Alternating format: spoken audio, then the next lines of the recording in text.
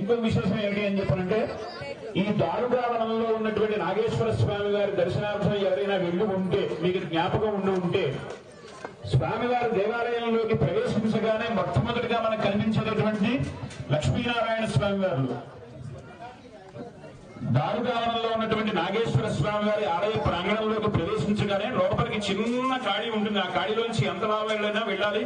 లోపల స్వామి చాలా ఒంగుని వెళ్ళాలి. ఒంగుని వెళ్లి స్వామివారి దగ్గర దర్శనం చేసుకుని స్పర్శ చేసుకుని అభిషేకం చేసుకుని బయటికి వస్తాం. అంతకన్నా ముందే ఇవాళ ఈ లక్ష్మీనారాయణ ఇద్దరు కూడా అక్కడ ఉంటారు. మీ అదృష్టం, ఈ గ్రామస్తుల యొక్క అదృష్టం, లేకపోతే ఆ నాగేశ్వర స్వామి వారి యొక్క కరుణని వాళ్ళు ఏమిటి అని చెప్పారంటే ఆ నాగేశ్వరుడే ఈ నాగేశ్వరుడు, దాంట్లో ఏం సందేహం లేదు. ఆ నాగేశ్వరుడు ఇక్కడికి వచ్చి మిమ్మల్ని అందరినీ అనుగ్రహించాడు.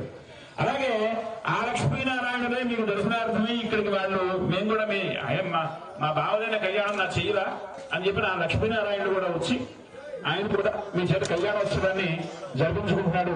కాబట్టి నాగేశం దారుగావనే, దారుగావనం అంటే ఏమిటి అని చెప్పారంటే అటవీ ప్రాంత మధ్యలో వనము అనగా అటవీ దారుగావంటి వనం అంటే ఏమిటంటే దేవదారు వృక్ష సమీపంలో ఉన్నటువంటి జ్యోతిర్లింగం అనమాట.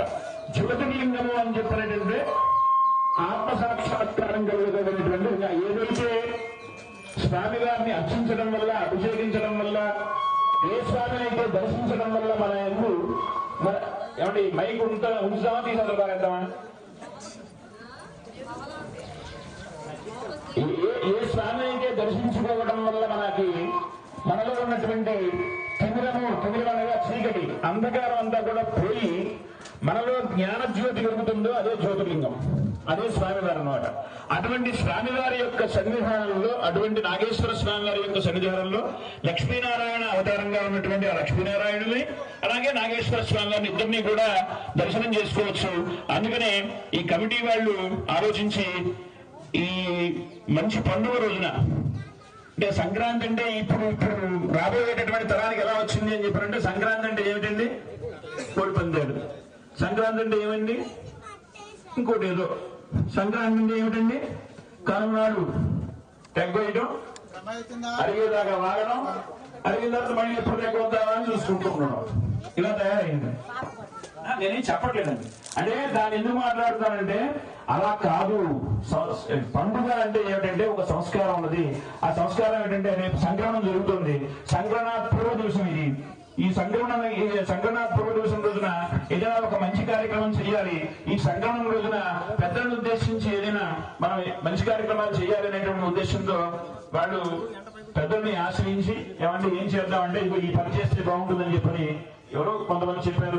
ఆ ప్రకారం మీ అందరికీ కూడా ఈ సదవకాశాన్ని కల్పించారు. కాబట్టి ఈ సదవకాశాన్ని మీరందరూ వినియోగించుకుంటున్నందుకు గాను స్వామివారి పట్ల మనోభక్తి అహంకారాన్ని ఇక్కడే అడ్డుపెట్టుకుని ఇంద్రియ నిగ్రహం కలిగినటువంటి వారే నేను ఒక విషయాన్ని ప్రకటించానంటే అటువైపు మనస్సుని ప్రేరణ చేయబోకండి అనే ఉద్దేశం. నాకు దాన్ని చెప్పడం నాకేమన్నా నాకు దాని పట్ల ఇష్టమే లేదు. నాకే అది చెప్పడంలో ఆంతర్యం ఏంటి అని చెప్పారంటే అటువైపు వెళ్ళబోకండి, ఇటు ఉండండి.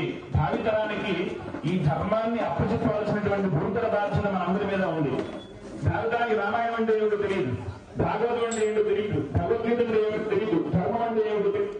రేపు వచ్చిన మనం కూడా చెప్పకపోతే భావితరం ఎలా బాగుపడుతుంది? ఇప్పుడు చిన్నపిల్లలు చాలా మంది ఉన్నారు కదా, గణపతి పూజ అంటే ఏమిటో తెలియక, రామ కళ్యాణం అంటే ఏమిటో తెలియక, విష్ణుమూర్తి యొక్క కళ్యాణం అంటే ఏమిటో తెలియక, ఈ ఉత్సవాలను ఎందుకు చేయాలో తెలియక ఆఖరికి ఏం జరుగుతుంది?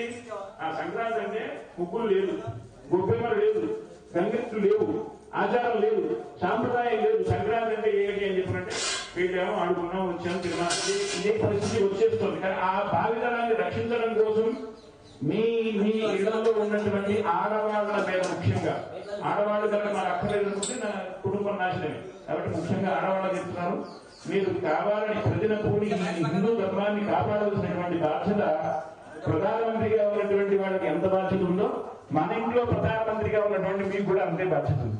ఎవరికల్లా వాడే ప్రధానమంత్రుడు. అక్కడ దేశాన్ని ప్రధానమంత్రి దాకా వాడక మన ఇంట్లో మనమే ప్రధానమంత్రి.